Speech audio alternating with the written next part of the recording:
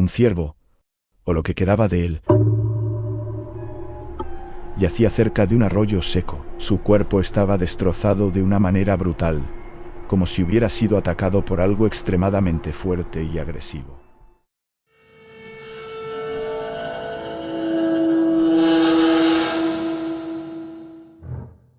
He sido bombero forestal durante la mayor parte de mi vida adulta. He visto bosques arder hasta reducirse a cenizas, animales huyendo despavoridos, y montañas cubiertas de humo tan denso que parecía que el mundo entero se estaba apagando. Pero lo que presenciamos en aquel incendio en las montañas de Sierra de la Esperanza es algo que nunca podré borrar de mi memoria. Algo que desafía toda explicación. Era pleno verano, y la temporada de incendios forestales estaba en su punto más crítico. La llamada llegó a media tarde.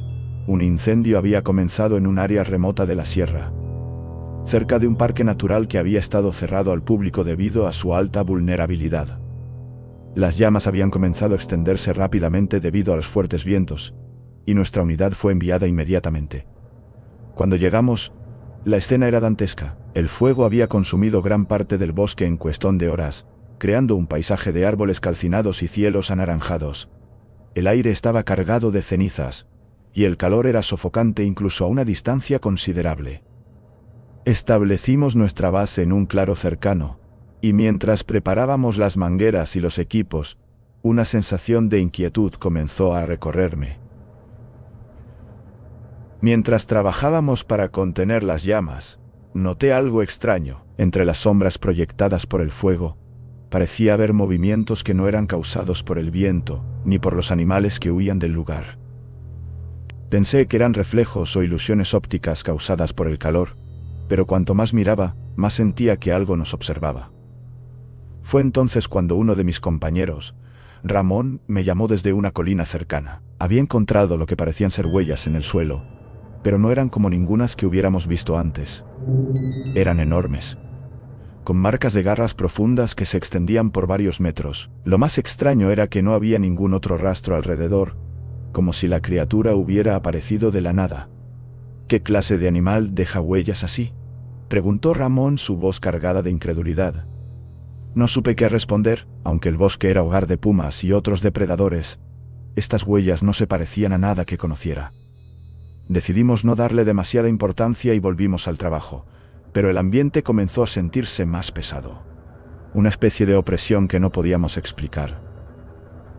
Esa noche, mientras acampábamos cerca del perímetro del incendio, varios de nosotros escuchamos ruidos extraños. Eran gruñidos bajos, casi como un ronroneo profundo que resonaba entre los árboles.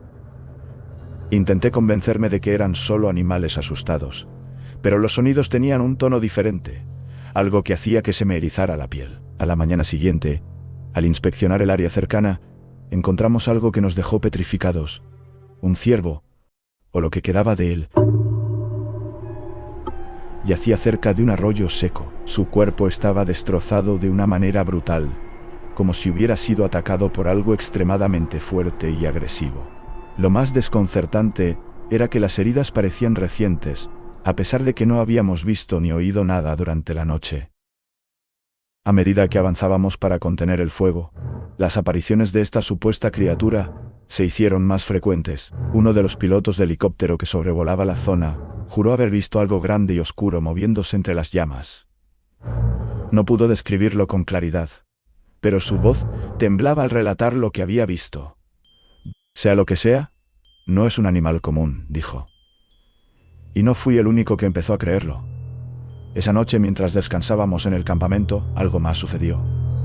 Estábamos reunidos alrededor de una fogata cuando escuchamos un grito.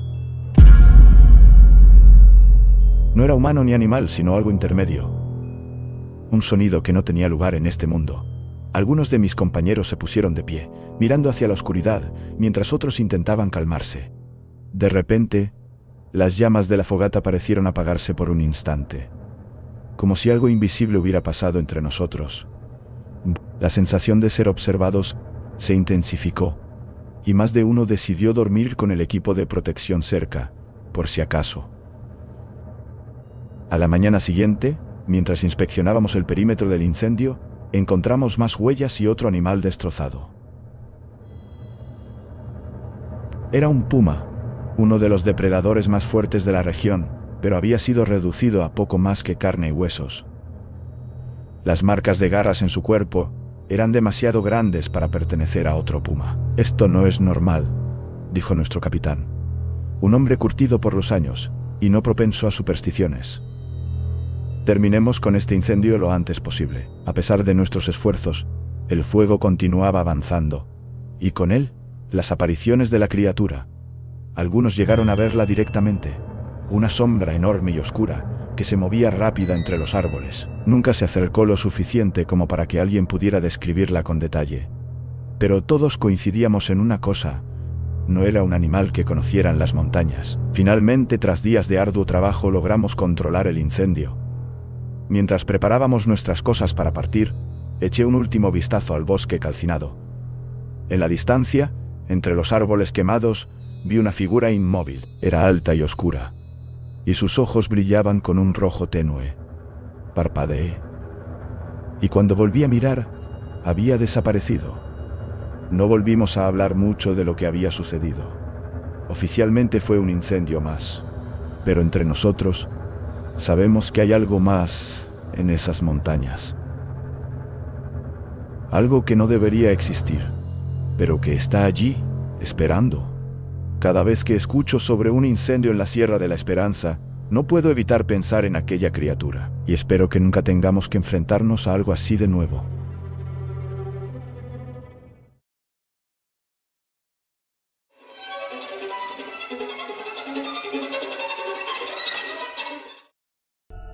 Ser bombero es un trabajo que mezcla lo cotidiano con lo impredecible.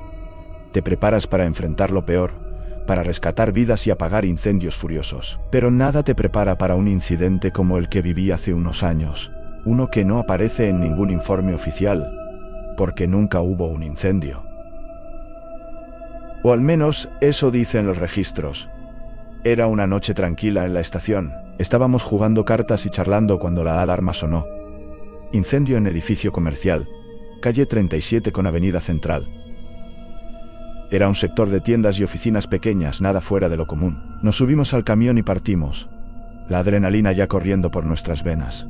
Cuando llegamos, el aire estaba cargado con el olor acre del humo. Podía ver las llamas reflejándose en los cristales de los edificios vecinos. Lo extraño fue que, al bajar del camión, el calor que esperaba no estaba allí. ¿Estás viendo eso?, preguntó mi compañero Luis, señalando el edificio. El fuego estaba ahí, claramente visible desde las ventanas de los pisos superiores, pero no sentíamos calor. Ni siquiera el asfalto bajo nuestros pies estaba caliente. Montamos el equipo rápidamente. Un grupo conectó las mangueras al hidrante mientras otro ingresó al edificio para evacuar posibles ocupantes. Luis y yo fuimos parte de ese grupo. Al cruzar la puerta principal notamos que algo no estaba bien. El interior estaba frío, casi gélido. El aire tenía un olor denso, no madera quemada o plástico, sino algo más profundo, como tierra mojada mezclada con metal oxidado.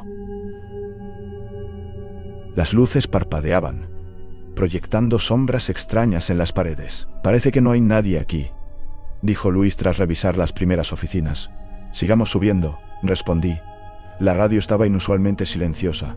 Ni el capitán ni los otros equipos respondían. Al llegar al tercer piso, encontramos algo que nos dejó sin aliento.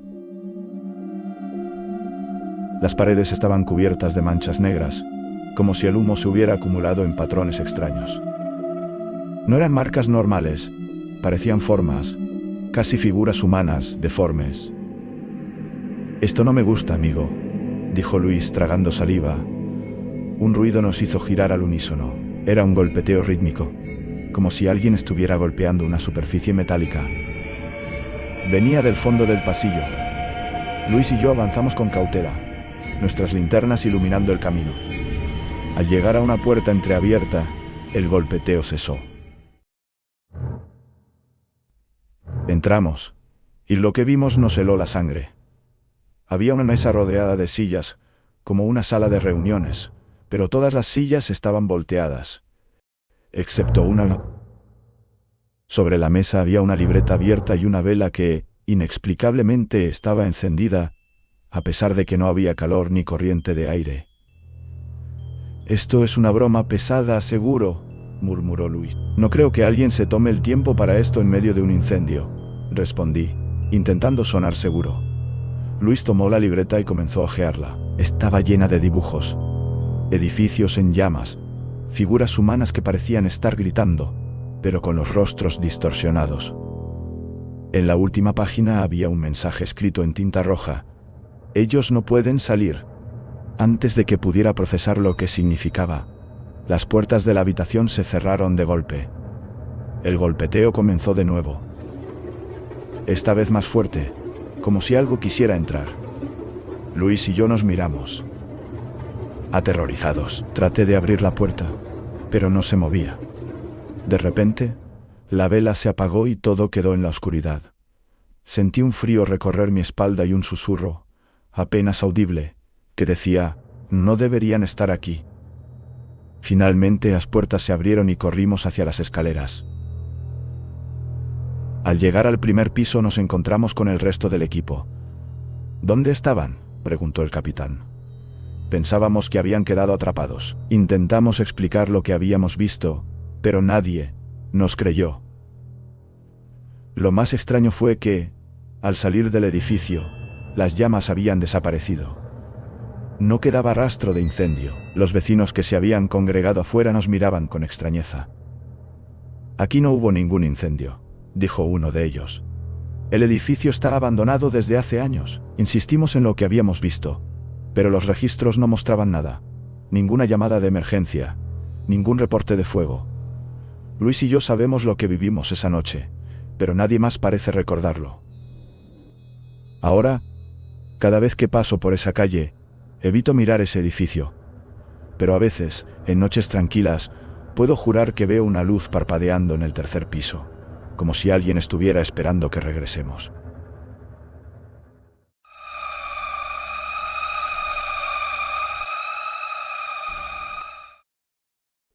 Ser bombero significa enfrentar el caos y el peligro con la esperanza de que podamos hacer una diferencia. Pero a veces, hay cosas que simplemente no tienen explicación, eventos que no puedes contar sin que te tachen de loco. Esta historia es una de esas, y aunque muchos en el equipo prefieren olvidarla, yo no puedo. Era una tarde calurosa de julio, había estado lloviendo poco ese año, y la sequía estaba dejando su huella en la región. Los incendios eran frecuentes, pero ese día no hubo ninguna emergencia. En su lugar recibimos una llamada extraña de una pequeña comunidad rural ubicada a unos 40 minutos de la estación.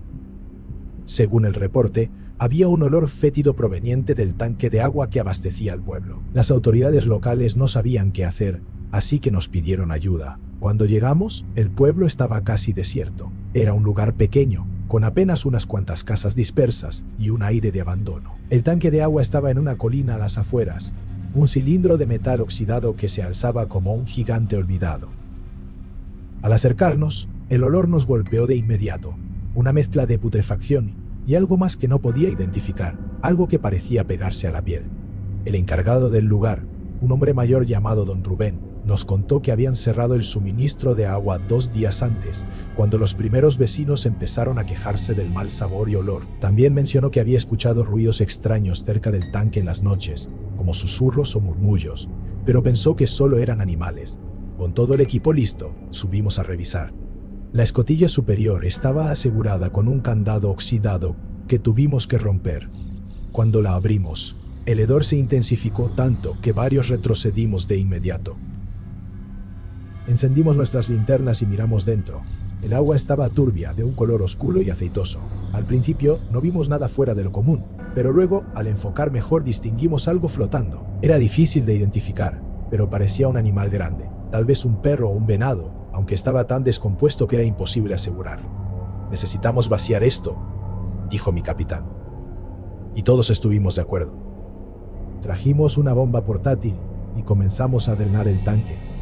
El proceso tardaría horas, así que nos turnamos para vigilar el equipo mientras otros ayudaban a los aldeanos con el suministro de agua de emergencia. A medida que el nivel bajaba, el olor se volvía más penetrante y lo que fuera que flotaba empezaba a tomar forma. No era un animal, al menos no uno que pudiera reconocer. La cosa tenía una apariencia retorcida, como si hubiera sido sometida a una deformación extrema. Parecía tener extremidades largas y delgadas, pero en posiciones antinaturales. Su piel estaba cubierta de una especie de membrana translúcida, y algo en su forma era profundamente perturbador. «¿Qué demonios es eso?», murmuró uno de mis compañeros. Nadie tenía una respuesta. Pero entonces, algo sucedió que hizo que todos sintiéramos un escalofrío. Del tanque, ahora casi vacío, se escuchó un sonido. Al principio pensamos que era el agua que goteaba, pero pronto nos dimos cuenta de que era algo más. Era una voz. «Ayúdame». Las palabras eran apenas un susurro, pero lo suficientemente claras como para que todos las escucháramos. Nos miramos entre nosotros, buscando alguna explicación racional. ¿Era una broma? ¿Algún eco raro provocado por el tanque? Pero la voz volvió a hablar. «Por favor, no me dejen aquí». No podíamos movernos, era una sensación de terror puro, algo que no había sentido en mis años como bombero. El capitán intentó tomar el control de la situación. «Debe ser alguna clase de animal atrapado», dijo, aunque su voz temblaba. Decidimos bajar un gancho para sacar lo que quedaba en el fondo del tanque. Al principio, la cosa no se movió, pero cuando el gancho la tocó, se agitó violentamente, como si estuviera viva. Todos retrocedimos instintivamente. La voz se hizo más fuerte.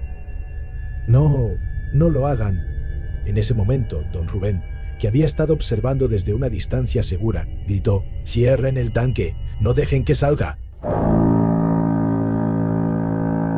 El pánico se apoderó de nosotros. El capitán ordenó detener todo y cerrar la escotilla.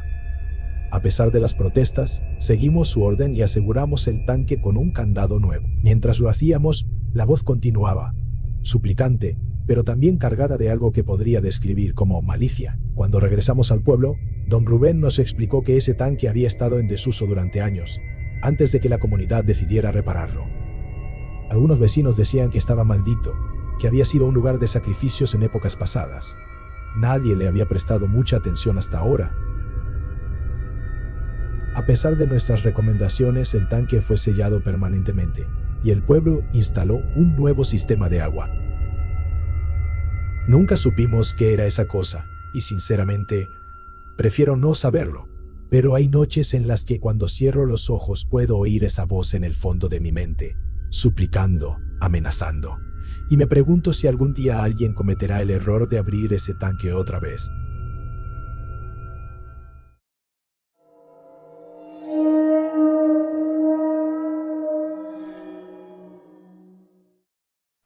El turno estaba tranquilo, algo inusual para una estación de bomberos en el corazón de la ciudad. Las horas transcurrían lentamente entre bromas con los compañeros, revisiones de equipos y un café cargado que combatía el sueño. Pero todo cambió cuando sonó la alarma. «Incendio estructural en el 314 de la calle Ash», informó la voz monótona del despachador. Era un edificio viejo, abandonado desde hacía décadas, según decía. Se alzaba como un gigante olvidado entre las sombras de construcciones modernas. Los vecinos habían reportado humo saliendo de las ventanas superiores. Sin pensarlo, subimos al camión y nos dirigimos al lugar. Yo estaba ansioso pero concentrado. Este tipo de llamados podían ser peligrosos. Los edificios abandonados suelen estar llenos de trampas, pisos podridos, estructuras inestables y a veces incluso personas buscando refugio. Cuando llegamos, el edificio nos recibió con una presencia imponente y hostil. Era una estructura de ladrillo oscuro, ennegrecido por los años y cubierto de grafitis que parecían ojos observándonos. El humo gris se arremolinaba hacia el cielo nocturno, formando figuras que parecían moverse con vida propia. Mis compañeros y yo nos miramos en silencio, conscientes de que algo no cuadraba. «Vamos, no hay tiempo que perder», dijo el capitán Morales, rompiendo la tensión. «Asegúrense de revisar cada esquina. No sabemos si hay gente adentro». Nos dividimos en grupos. Mientras algunos trabajaban desde fuera para contener las llamas, otros entramos al edificio. Fui asignado al segundo piso junto con Marcos y Ruiz. Al entrar, el aire era sofocante. El olor a humo y humedad invadía cada rincón. La linterna de mi casco iluminaba pasillos estrechos, llenos de escombros y puertas caídas. El fuego no estaba aún cerca, pero el calor ya se sentía. Extraño que el incendio no se haya propagado más rápido, comentó Rui. Con este tipo de estructuras, normalmente todo está en llamas en minutos. Asentí sin responder. Había algo más en el aire, una sensación de que el edificio nos observaba. De repente, escuchamos un ruido, un crujido profundo que resonó por las paredes. Nos detuvimos en seco. ¿Lo escucharon?, preguntó Marcos. Sí, pero puede ser la estructura, dije. Aunque en mi interior no estaba tan seguro, seguimos avanzando, revisando habitación por habitación. Fue entonces cuando algo llamó mi atención. En una de las paredes cubiertas de hollín había marcas frescas, como si alguien hubiera arañado la superficie con desesperación. Las líneas eran profundas y formaban un patrón que no logré entender.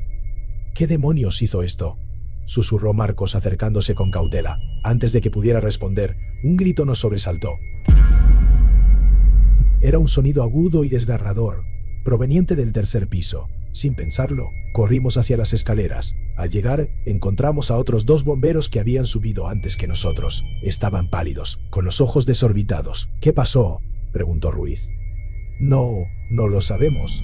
Escuchamos algo como pasos, pero no hay nadie aquí, respondieron, jadeando. El capitán Morales llegó poco después, ordenando una revisión completa. Mientras buscábamos, el fuego comenzó a comportarse de manera extraña. Las llamas parecían moverse contra el viento, como si tuvieran voluntad propia. Cada vez que lográbamos extinguir una sección, otra se encendía en un lugar diferente, como un juego macabro de escondidas. En el 4.º piso, me encontré con algo que nunca olvidaré. Era una habitación vacía, salvo por una mesa quemada en el centro. Sobre la mesa había un objeto que no debería estar allí, una vela encendida. El aire estaba tan denso que era imposible que algo pudiera arder sin apagarse. Y sin embargo, esa vela seguía brillando con una llama pequeña y persistente. ¿Qué es esto?, preguntó Marcos acercándose. Cuando intentó soplarla, un viento fuerte golpeó la habitación, apagando nuestras linternas momentáneamente. Sentí un escalofrío recorrerme mientras una risa baja y distorsionada llenaba el aire. No podía ser real, pero lo era. «Salgan de aquí, ahora», gritó el capitán por el radio. Corrimos hacia las escaleras, pero el edificio no quería dejarnos ir. Las puertas parecían cerrarse solas, y el humo se volvía más espeso, envolviéndonos como si tuviera vida propia. Al llegar al 2.º piso, vimos que el fuego había bloqueado nuestra salida. «¡Por aquí!», gritó Ruiz, señalando una ventana rota. «Uno por uno, logramos salir». Desde afuera, observamos el edificio, esperando que colapsara, pero no lo hizo. Las llamas continuaban bailando en su interior, como si se rieran de nosotros. Esa noche, el incendio fue declarado controlado, pero nunca extinto. Volvimos a la estación en silencio, con la certeza de que habíamos enfrentado algo que no podíamos explicar. Días después, supe que el edificio tenía una historia oscura. Había sido el lugar de un terrible incendio hace años, donde muchas personas perdieron la vida atrapadas. Algunos dicen que sus almas aún están allí, atrapadas en un ciclo eterno de llamas y terror. Desde entonces, cada vez que paso por esa calle y veo el edificio abandonado, siento que nos está observando, esperando su próxima víctima. Algunos edificios no quieren ser apagados, quieren ser recordados.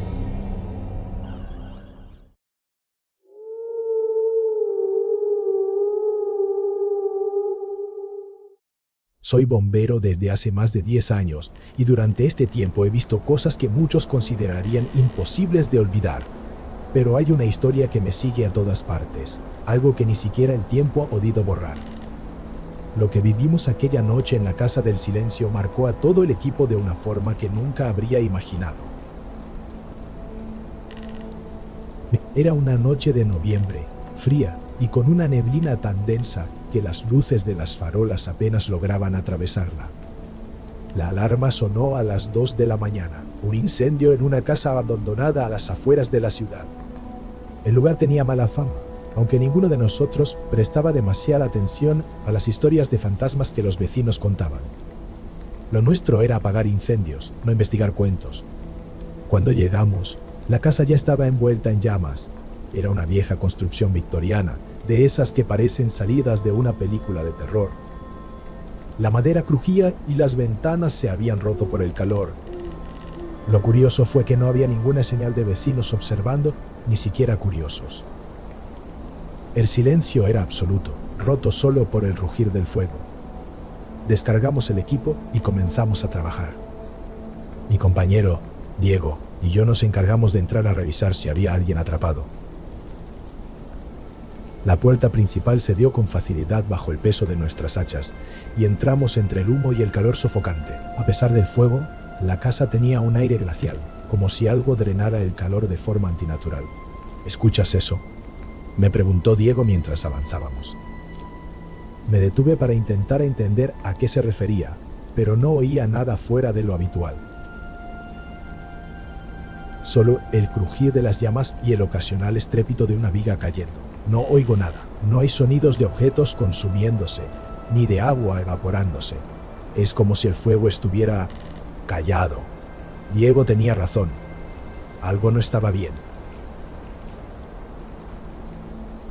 A pesar del incendio, el lugar estaba envuelto en un silencio sepulcral. Seguimos avanzando con precaución, explorando los pasillos llenos de humo. El lugar estaba extrañamente intacto, como si el fuego se negase a consumirlo por completo. Llegamos a una habitación que parecía ser un salón principal. Las paredes estaban cubiertas de retratos antiguos, rostros de personas que parecían observarnos mientras pasábamos.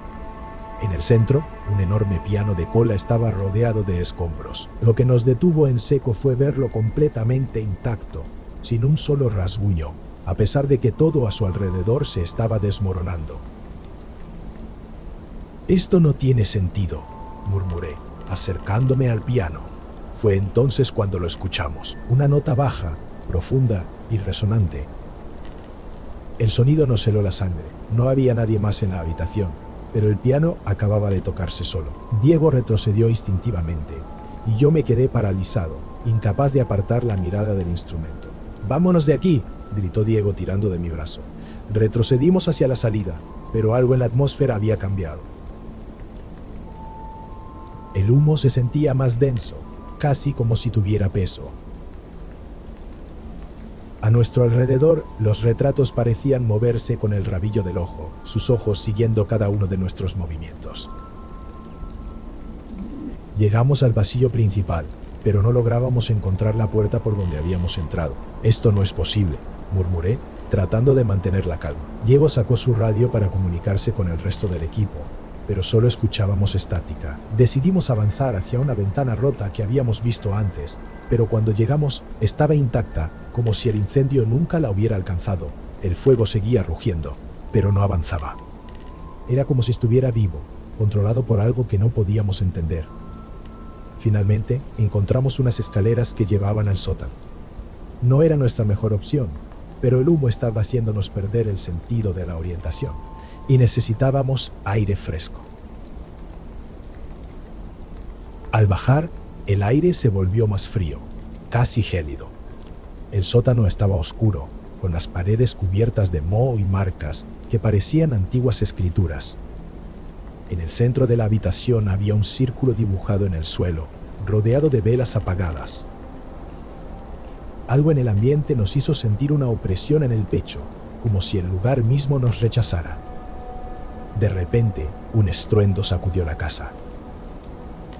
El techo del sótano comenzó a derrumbarse, y apenas logramos esquivar los escombros. Corrimos escaleras arriba, y de alguna manera logramos encontrar la salida. Cuando salimos al aire libre, el resto del equipo nos miró con extrañeza. «¿Qué demonios hacían ahí dentro?», nos preguntó el capitán. Los perdimos en la radio y pensábamos que estaban atrapados. Miramos hacia la casa y nos quedamos sin palabras. El fuego había desaparecido por completo. No quedaba ni rastro de humo o cenizas. Era como si el incendio nunca hubiera ocurrido. Sin embargo, en las ventanas rotas, podía jurar que vi una sombra moverse, como si alguien nos estuviera observando desde dentro. Desde entonces, la Casa del Silencio se convirtió en una leyenda entre los bomberos de nuestra ciudad. Nadie quiere volver a acercarse a ese lugar, y algunos incluso dicen que la casa sigue allí, esperando a su próxima víctima. Yo no sé qué era ese lugar, pero una cosa es segura, no era un incendio normal. Hay noches en las que aún puedo oír ese piano, tocando una melodía que no consigo olvidar, y cada vez que lo escucho, recuerdo que hay cosas en este mundo que es mejor no intentar entender.